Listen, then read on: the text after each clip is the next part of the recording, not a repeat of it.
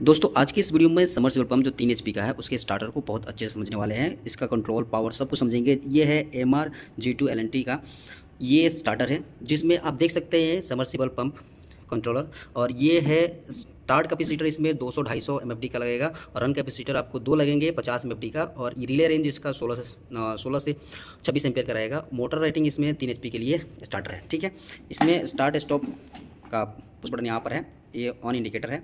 बाकी यहाँ पर वोल्टेज के लिए वोल्ट मीटर यहाँ पर है और एम्पियर के लिए एम्पियर मीटर यहाँ पर है। ठीक है, तो इसके अंतर्गत कुछ स्टार्टिंग के लिए यहाँ पर सिस्टम दे रखा है, आप इसे समझ लीजिए। आपको स्टार्ट करने के लिए 3 सेकंड तक ग्रीन बटन को दबा कर रखना है और release the button immediately after, जब मोटर स्टार्ट हो जाए तो 3 सेकंड बाद हटा देना है। ठीक है, अब वार्निंग भी दे रखा है इसमें, आप ये वार्निंग भी समझ सकते हैं, देख सकते हैं वार्निंग क्या है।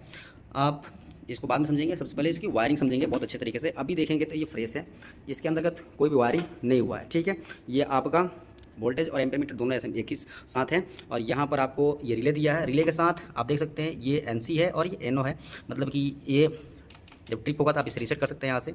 और ये स्टार्ट का है और इसके साथ ये भी बटन दबता है। इसमें 2 पॉइंट होते हैं, देखो यहाँ पर दोनों निकल रहा है ना, इससे ये दोनों आकर के स्टार्ट और इसको एक साथ प्रेस करते हैं, दोनों को एक साथ प्रेस करते हैं। ये वाला होगा अपना स्टार्टिंग कैपेसिटर के लिए, यहीं से पावर जाता है। बाकी ये आपका कंडक्टर है जो कि सिस्टम को ऑटो में, मतलब कि सिस्टम में पुश बटन से स्टार्ट स्टॉप करने के लिए, ये होल्डिंग के लिए यूज़ किया जाता है। ये कंडक्टर के द्वारा हम किसी भी फंक्शन को क्या करते हैं, सिस्टमेटिक पुश बटन से स्टार्ट स्टॉप कर सकते हैं, तो इसके लिए ये सिस्टम है। बाकी 3 आपका कैपेसिटर है, जिसमें से आप देख सकते हैं ये कैपेसिटर आपका 50 MFD का है। ठीक है, 50 MFD का, और ध्यान से देख लीजिए 50 MFD का।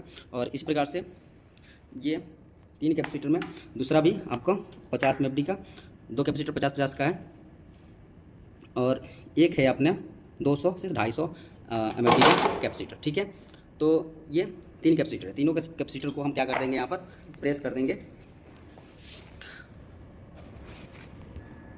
तो दोस्तों हम इसका वायरिंग बहुत अच्छे से समझने वाले हैं। ये कैपेसिटर तीनों हैं, इन कैपेसिटर को हम क्या करते हैं, सबसे पहले रख देते हैं इसके अंतर्गत। पूरे वायरिंग को अच्छे से इसमें एक्सप्लेन के साथ समझेंगे, कोई भी डाउट आपका नहीं रहेगा। तो ये दोनों स्टार्ट का रन का कैपेसिटर है जो कि 50-50 MFD का है। तो थोड़ा नज़दीक से दिखाओ, 50-50 MFD का। इन दोनों कैपेसिटर को हम क्या करते हैं, यहाँ पर फिक्स कर देंगे। और इसमें क्या होता है, दोनों कैपेसिटर को हम पैरेलली कनेक्ट कर देते हैं। ठीक है, मतलब कि एक का दूसरा और ये दूसरे से ये आउट होगा। ठीक है, देखो यहाँ पर दूसरे का दूसरे में, ये दोनों, मतलब आप अगर चाहो तो ये 50-50 का ना यूज़ करके 100 का यूज़ कर सकते हो एक ही साथ, क्योंकि ये दोनों से देखो, इसका एक सिरा इससे और दूसरा सिरा दूसरे से, और दोनों से आउटपुट में निकला हुआ तार ये जाएगा अपना, एक रनिंग पे जुड़ जाएगा और एक स्टार्टिंग पे जुड़ जाएगा। ठीक है, तो ये हो गया अपना, दोनों रनिंग कैपेसिटर के नाम से जाने जाते हैं। और उसके बाद ये अपना स्टार्टिंग कैपेसिटर है जो कि 200-250 का है, इसको भी इसमें हम फिक्स कर देंगे। ठीक है, अब ये तो कैपेसिटर हो गए, असेंबल हो गए। और जस्ट इसमें वोल्टेज और एम्पियर मीटर है, तो इसको थोड़ा जल्दी दिखाओ। इसको आप प्रेस करके, यहाँ पर ये लगा होता है, इसको प्रेस करके आप यहाँ से निकाल लोगे। ठीक है, इसमें यहाँ पर एम्पियर मीटर का कनेक्शन है और यहाँ पर वोल्ट मीटर का कनेक्शन है और ये इंडिकेटर है, इंडिकेटर का कनेक्शन है। ठीक है, अब यहाँ पर डायग्राम है, थोड़ा डायग्राम को आप देख लो। इसका मैं पिक्चर आसान इसमें बढ़िया से आपको दिखा दूंगा, इसी डायग्राम के माध्यम से ये कनेक्शन होगा, तो कोई बड़ी बात नहीं है। सबसे पहले हम दोस्तों इस तरह समझाने में दिक्कत आ रहा था, ये कनेक्टर जो लगे हुए हैं यहाँ पर फंसाने में वायर को बहुत दिक्कत आ रहा था, तो हमने क्या किया, पूरा वायरिंग कर लिया है। अब इसको आपको मैं समझाता हूँ आसान तरीके से। देखिए यहाँ पर आप सिंगल फेज़ लेकर आएंगे, सिंगल फेज़ हमारा फेज़ और न्यूट्रल वाले पॉइंट पर कनेक्ट हो जाता है। ठीक है, यहाँ से सबसे पहले ध्यान दीजिएगा कि यहाँ से फेज़ निकलता है, ये फेज़ निकला और ये फेज़ जाता है कहाँ पर, तो ये अपना ओवरऑल रिले है ना, ओवरऑल रिले के एक पॉइंट पर कनेक्ट हो जाता है, यहाँ पर फेज़ कनेक्ट हो गया। ठीक है, तो यहाँ से फेज़ जो आया है वो फेज़ यहाँ पर आकर कनेक्ट हो जाता है। ठीक है, यहाँ तक कोई दिक्कत नहीं है। उसके बाद ये फेज़ आउट होता है कब, जब स्टार्ट अप करते हो इसको, ये पावर वायर से बता रहा हूँ, पावर वायरिंग। ठीक है, तो ये फेज़ जब आप स्टार्ट करते हो तो यहाँ से निकलता है और ये फेज़ जाता है कहाँ पर, इसको आप देखिए, ये फेज़ आपका जाता है डायरेक्ट यहाँ पे, ये है आपका जो एम्पियर मीटर है, वहाँ पर एक पॉइंट पर कनेक्ट होता है। ठीक है, जो कि 11 नंबर, यहाँ पर आप देख सकते हैं, इस साइड कनेक्ट करना है, 11 नंबर पर कनेक्ट करना है, यहाँ पर नंबर लिया होता है, तो यहाँ पर कनेक्ट होता है, दूसरे से आउट करना होता है, तो दूसरे से ये फेज़ आउट होता है।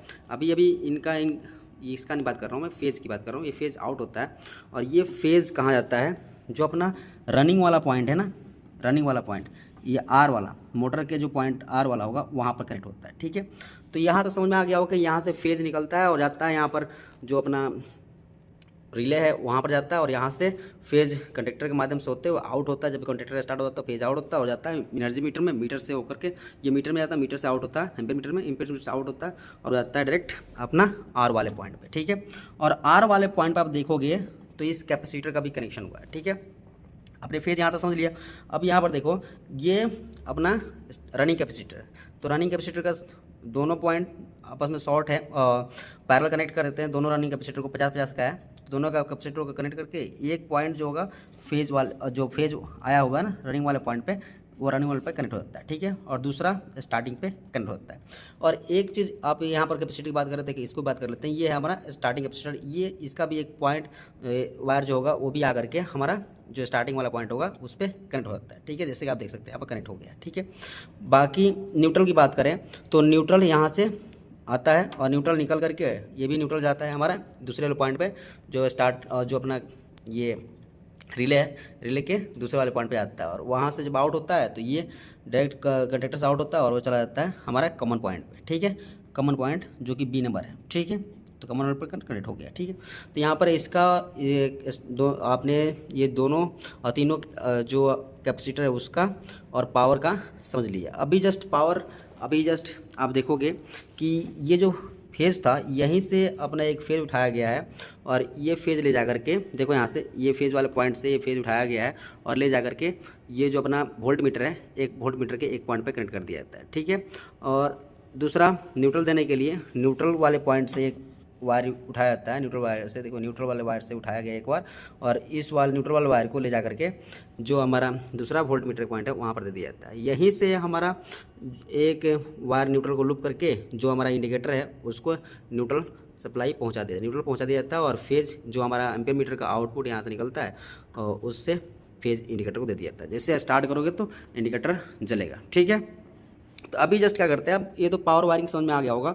अब बात करते हैं कंट्रोल की। कंट्रोल के लिए क्या करना होता है, एक फेज उठाया जाता है, हमारा फेज ऑलरेडी यहाँ पर आ गया होता है। जैसे आप इसको पावर दोगे, यहाँ पर पावर दोगे, इस वाले पॉइंट पे पावर दोगे यहाँ पे, तो यहाँ पर पावर आ जाएगा। ठीक है, ये तो क्लियर हो गया कि फेज यहाँ पर आया हुआ है। तो यहीं से एक फेज उठाते हैं और फेज को ले करके क्या करते हैं, फेज उठा करके हम दे देते हैं कहाँ पर, तो जो हमारा ये रिवॉल्व रिले है इसका NC पॉइंट पर देते हैं। तो NC ये वाला पॉइंट NC होता है और ये वाला NO होता है। ठीक है, आपने ये NO होता है और ये NC होता है, तो एक NC पर आता है और NC से आउट होकर के ये जाता है जो हमारा NO है ना उसके इनपुट पे जाता है। ठीक है, देखो वाइट वाले वायर से हमने इनपुट यहाँ पर दे दिया है NO को, और NO से जब आउट होता है ना, देखो ये वाला वायर NO से आउट हुआ, इसको ले जा करके हम डायरेक्ट कॉइल को दे देते हैं। ये जो कंडक्टर है इसके A1 टर्मिनल पर, देखो यहाँ पर ये वाला कॉइल पर, यहाँ पर ये जाकर के जुड़ गया है, तो कॉइल पर जुड़ जाता है। अब बात करते हैं होल्डिंग की। होल्डिंग के लिए अभी न्यूट्रल भी इस कॉइल को चाहिए, तो न्यूट्रल हम क्या करते हैं, दूसरे वाले पॉइंट से उठाते हैं, न्यूट्रल को ले जाकर डायरेक्ट न्यूट्रल वाले पॉइंट पर, देखो यहाँ पर न्यूट्रल वाले पॉइंट पर ये डायरेक्ट कनेक्ट हो जाता है। ठीक है, दूसरे A1 A2 होता है ना, तो A2 पर न्यूट्रल कनेक्ट कर दिया जाता है। अब बात करते हैं होल्डिंग की। तो होल्डिंग के लिए NO का जो ये वाला NO होगा ना, स्टार्ट करने वाला NO, उसका जो एक इनपुट और आउटपुट, तो आउटपुट और इनपुट का दो तार उठाते हैं, और जो हमारा ये होल्डिंग के लिए NO कॉन्टैक्ट यूज़ किया जाता है कंडक्टर का, तो उस पर देते हैं। जैसे कि एक आउटपुट जो यहाँ पर आउटपुट इसका निकलता है उसको एक साइड जोड़ दिए, जिस साइड हमारा कॉइल जुड़ा हुआ है, कॉइल का वायर जुड़ा हुआ है, उस साइड इसको जोड़ देते हैं, और जो इनपुट होता है NO का उसको ले जाकर दूसरे साइड NO के पॉइंट पे जोड़ देते हैं। ठीक है, तो ये होल्डिंग हो जाता है। तो इस प्रकार से जब आप इसको ऐसे पुश करोगे तो ये स्टार्ट हो जाएगा और इससे ये ऑफ हो जाएगा। ठीक है, तो आपको यहाँ तक पूरा क्लियर समझ में आ गया होगा, कोई डाउट नहीं हो रहा होगा। बाकी इस डायग्राम के माध्यम से आप आसानी से समझ सकते हो किस तरह से वायरिंग हुआ है। तो जैसे कि आप की डायग्राम यहाँ पर देखोगे, तो की डायग्राम के अंतर्गत आपको आसान तरीके से समझ आएगा कि ये आप फेज उठाना है और 96 और 95 से आउट करना है, फिर 93-94 से आउट करके यहाँ पर अगर आपको ड्राई रन का प्रोटेक्शन देना है तो यहाँ पर लेना, नहीं तो बाईपास करके A1 पर दे देना। ठीक है, तो हमने भी ऐसा ही किया है। ये 95 और 96 होता है, तो ये 96 और 95 पे, तो यहाँ पर दे देते हैं, और 96 पे और 95 से आउट होकर के जो हमारा जो NO है 93-94, तो ये 93 और 94 होता है, इससे होकर के आउट होता है। उसके बाद आता है हमारा डायरेक्ट कॉइल को चला जाता है। और 14 और 15 13 और 14 क्या है हमारा, ये हमारे एनो कॉन्टैक्ट है। तो 13 और 14 एनो कॉन्टैक्ट है, जिसमें आप देख सकते हो यहाँ पर, यहाँ से जो पावर आया हुआ है उसमें एक साइड आपको जोड़ना है और दूसरे साइड जोड़ना है। तो यहाँ पर देखो डायग्राम के माध्यम से अब समझोगे तो ये 13 पॉइंट पे जोड़ना है आपको। 14 नंबर पॉइंट पे जो 14 नंबर पॉइंट पे जोड़ना है जो आपका एनसी से आउट हुआ है, एनसी से आउट हुआ है, एनसी से जो आउट हुआ है। तो हमने भी वही किया है, जो एनसी से आउट हुआ है एनसी से हम लेते हैं और उसको ले जा करके क्या करना होता है, जो 14 नंबर पॉइंट है उसको देना होता है। और जो देखो यहाँ पर ये एनसी से आउट हुआ है, तो ये वाला एनसी के सॉरी एनसी से ये आउट हुआ है, तो एनसी एनो का कॉमन होगा, एनो का इनपुट हो गया। तो एनो के इनपुट को हमें 14 पर जोड़ना है। तो हमने भी एनो का इनपुट कौन होगा, ये हो गया, इनको 14 पर जोड़ दिया है। तो उसके बाद जो आउटपुट है वो 13 पर कनेक्ट हो जाता है, जो कॉइल को जाता है ना, कॉइल को वो 13 पर कनेक्ट हो जाता है। ठीक है, तो ये सिंपल है, जो ड्यूअल स्टार्टर होता है उसका सिंपल कनेक्शन है, ये आप समझ रहे हो। उसके बाद ये सारा वायरिंग मैंने समझा ही दिया है। कैपेसिटर की बात करें तो बात करते हैं, ये अभी तो ये दोनों कैपेसिटर बता दिया था। ये जो आपका स्टार्टिंग कैपेसिटर है, स्टार्टिंग कैपेसिटर का पावर कहाँ से मिलेगा, तो यहाँ पर एक दूसरा पॉइंट है जो ये कमांड मिलेगा, तो वो भी इसके साथ ये भी ऑन होता है। तो इसके लिए हमने इसका एक फेज उठाया है। ठीक है, जैसे ही आप ऑन होगा तो इसका फेज यहाँ से आएगा, जैसे ही आप दबाओगे तो ये फेज यहाँ पे मिल जाएगा।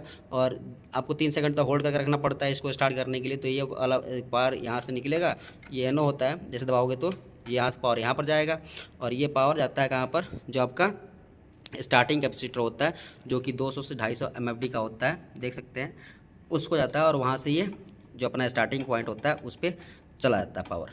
ठीक है, जैसे आप छोड़ देते हो तो यहाँ से पावर आना, इस कैपेसिटर को पावर आना बंद होता है।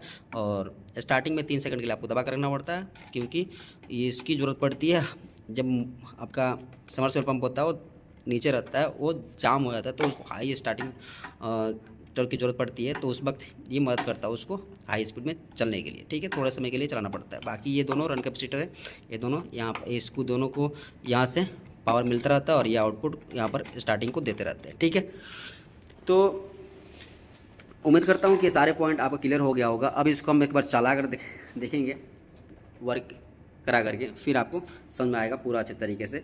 तो हमने इसकी पूरी जानकारी देने की कोशिश की। अब इसको हम क्या करते हैं, पावर दे करके चेक करते हैं। तो दोस्तों हमने इसको टेस्ट करने के लिए हमने क्या कर दिया, जस्ट पावर दे दिया यहाँ पर। अब क्या करेंगे, हम इसको स्टार्ट करेंगे।